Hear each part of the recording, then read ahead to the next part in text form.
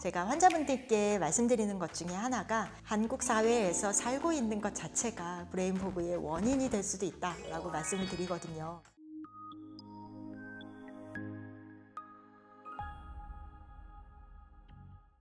안녕하세요. 저는 김지선입니다. 신경과 전문이고요. 브레인업 신경과의원의 원장입니다. 오늘 주제가 그래서 바로 브레인 포그입니다. 우리가 치매에 대해서 이야기를 할 때 치매는 노인층에서 생기는 그런 병이잖아요. 그런데 20, 30대 또는 40, 50대 분들이 내가 혹시 치매가 아닌가요? 하면서 오시는 경우가 많으세요. 그럴 때 우리가 또 생각해 봐야 되는 질병이 바로 브레인 포그라는 현상입니다. 말 그대로 브레인, 머리에 포그, 안개가 낀 것 같다라고 표현을 많이 하세요. 사실 브레인 포그는 의학적인 진단명은 아니고 이 머리가 막지 않다라고 말을 하는 데서 온 단어인데요. 그래서 많은 분들이 이렇게 말씀을 하십니다. 머리에 안개가 낀 것 같아요.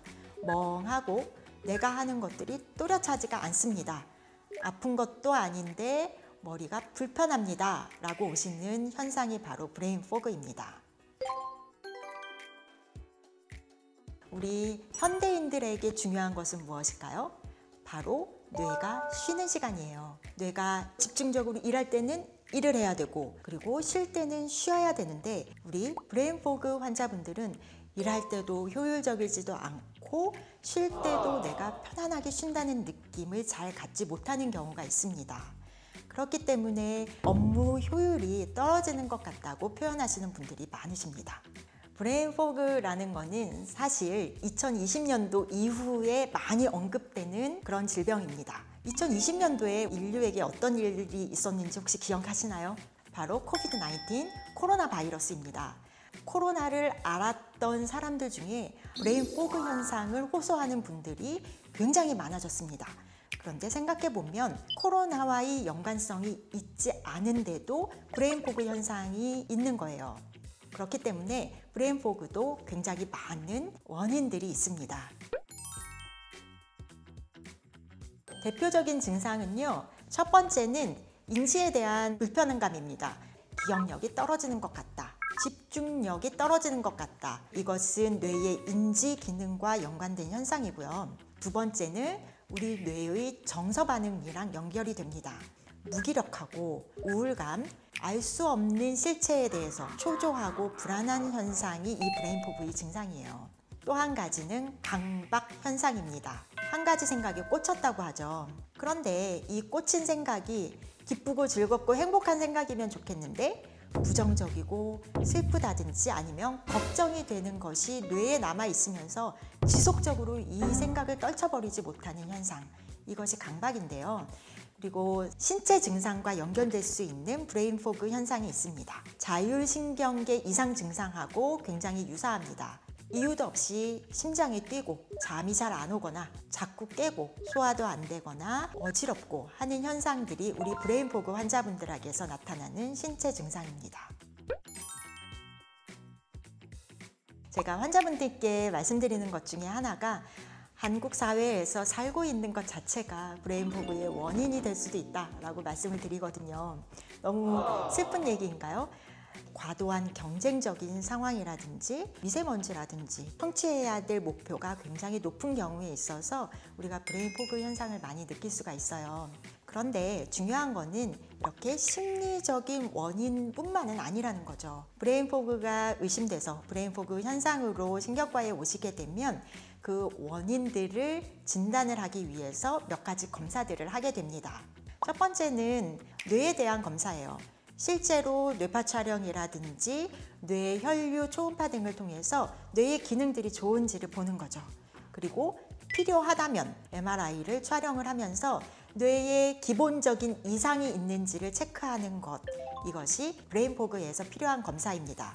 그리고 내 몸이 안 좋으면 우리 뇌에 그리고 신체적으로 무기력함이 나타날 수가 있기 때문에 혈액 검사를 하게 되고요. 또 자율신경계 균형이 깨져 있는지를 보는 것, 이것이 자율신경계 검사. 또 환자분들에 따라서 여러 가지 상황들에 대한 설문이라든지 신경 심리 검사 같은 것들이 브레인 포그에 필요한 검사들입니다. 이런 검사들을 했을 때 원인이 되는 질병들을 치료하는 것이 브레인 포그가 좋아지게 되는 솔루션이 되겠죠. 하지만 굉장히 많은 경우에 있어서는 검사는 모두 정상인 경우도 참 많습니다. 그래서 여러 가지 검사를 했는데도 다 정상이래요. 내가 정말 정신병인가요? 라고 묻는 분들이 참 많으세요. 브레인 포그 검사상에서 정상일 경우에 그러면 정신병이냐? 라고 한다면 질문 자체가 조금 잘못된 거라고 생각을 해요. 왜냐? 우리의 몸은요, 신체적인 것과 정신적인 것을 뗄래야 뗄 수가 없습니다. 길을 가다가 첫사랑을 만났어요. 그랬더니 막 심장이 두근두근두근 뛰기 시작합니다. 그러면 이 심장이 과도하게 뛰는 것, 이거는 정신적인 건가요? 아니면 육체적인 건가요? 당연히 두 개가 다 같이 작용을 하는 거죠. 어떻게 보면 우리는 이원론적인 세계관에 있다 보니 우리의 신체적인 것과 정신적인 것을 분리시켜서 생각하는 경우가 많아요. 하지만 브레인 포그 현상에 있어서는 통합적인 사고가 필요한 것 같습니다. 심리적으로 원인이 있을 수 있고 내가 알 수 없는 무의식적인 원인이 있을 수 있는데 이것이 신체적인 반응으로 나타난 경우인 거죠. 그렇기 때문에 정신병이냐 이렇게 질문을 한다기보다는 내가 가지고 있는 상황들 속에서 고칠 수 있는 것, 의학을 통해서 치료할 수 있는 것들을 하나하나 교정해 나가는 것이 바로 브레인 포그의 치료 과정이라고 생각을 합니다. 브레인 포그 현상이 있을 때 이것이 남들도 이만큼 느낄 만한 것일까? 제가 만든 자가 테스트 방법들이 있습니다. 그 점수가 좀 높게 나왔다. 신경과 진료를 받는 것을 권유를 드립니다.